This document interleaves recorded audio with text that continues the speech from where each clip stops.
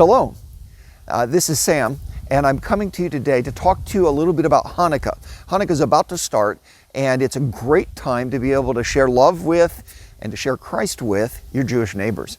And so let me talk to you a little bit about that. 3 things you might want to do in preparation. Number 1, it would be good to get some gospel tracts about Hanukkah. You can get those from International Board of Jewish Missions, or you can contact me and I'll happily send you some. Number 2, it would be good to get a greeting card, a Hanukkah card. If you go to wherever you buy cards, you can probably find a little section there that will have Jewish cards, and you can find a Hanukkah card there. Thirdly, it would be good to get the favorite Hanukkah treat that all Jewish people really enjoy. Now, what they're called is sufganya, that's one of them, or if you have a plate of them, it's sufganyot. Now that sounds kind of crazy and you're wondering where you can get it, but it's easy to get because sufganyot are jelly donuts and you can get them wherever you get donuts. So go buy some jelly donuts. Now, I find that 5 jelly donuts works good on a plate, so I usually buy a half a dozen.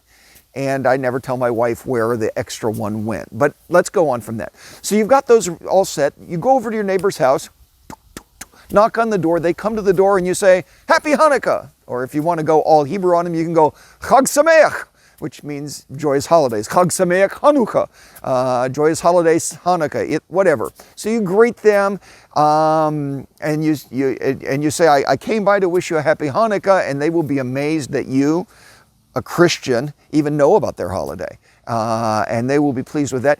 Give them the sufganyot, the jelly donuts. In my experience, nobody gets offended when you bring jelly donuts.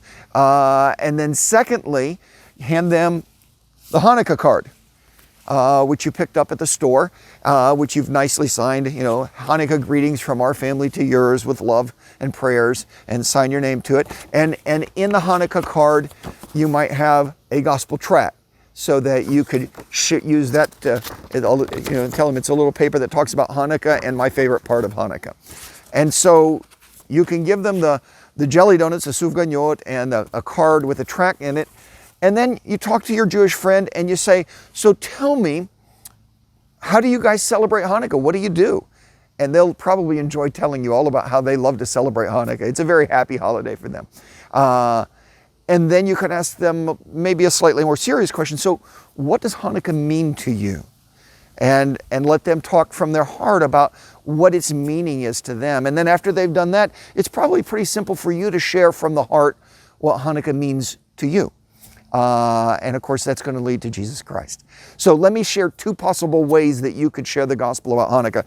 Number 1, you could say, well, when the Maccabees finally drove out the enemies and recaptured Jerusalem, the first thing they didn't have a big party, they didn't go around beating their chest saying, we're the winners. The first thing they did is said, we have to go and cleanse the temple.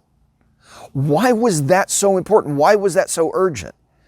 Because the Torah, that's the Pentateuch, the Torah teaches that the only way the Jewish people can get atonement for their sins was when the high priest would take a sacrifice into the temple to make atonement for their sins. And so you have to have high priest taking the sacrifice into the temple to make atonement. And so the Jewish people, as long as the enemies had the temple, they had no way of getting atonement for their sins. And so as soon as, first thing ever, as soon as they were able to get rid of the enemy, the first thing they wanted to do was cleanse the temple and restart temple worship so that the priests could take the sacrifice into the temple so the people could get atonement for their sins. That's why. And of course that leads to the natural question of, well, how can Jewish people today get atonement for their sins? Because there's no priest and there's no sacrifice and there's no temple and there's no atonement today. And you could then tell them about the atonement that can be found through the sacrifice of Jesus the Messiah. And so that's one way that you could transition from Hanukkah to talk about salvation through faith in Jesus the Messiah. Second way, this is a Hanukkah menorah. A regular menorah, God told Moses up on the mountain, he said, as he gave him the instructions of building the tabernacle, to make a 7-branched candlestick. That's a regular menorah, is a 7-branched. But you might notice that this is a 9-branched candlestick, and one of them is higher than the others. These 8, you see 4 and 4, the 8 are the they represent the 8 days of Hanukkah. And then the 9th is called the Shamash candle. Shamash means servant. And so what they do is on every day of Hanukkah, Hanukkah is an 8-day celebration. On the first day, they light the Shamash candle, and then they use that one to light the next candle, the first candle. And then the second day, they light the Shamash, and they use it to light the first and second. And the third day, they light the Shamash, and they use it to light the first, second, and third. And so on until on the last day of Hanukkah, they light the Shamash and they light all 8, and the whole thing is ablaze. And it's glorious, and it's really beautiful, and Jewish people love to do this. It's a very important tradition in their culture. So how can I use the Hanukkah menorah to talk to them about Jesus? Well, you see, this one in the middle, sometimes it's positioned at the end, but this one in the middle, it's higher than the others. It's high and lifted up, and it's the Shamash. It's the servant, but the servant gives light to all the others.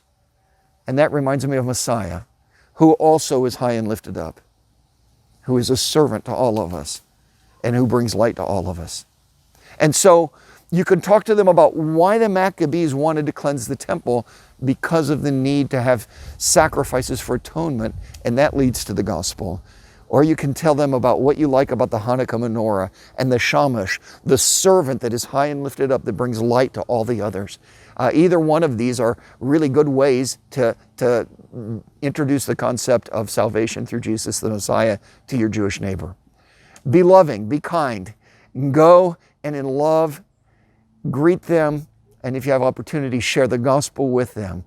I wish you well as you go and be a light on this festival of lights, as you go and be a light to your Jewish neighbor. God bless you.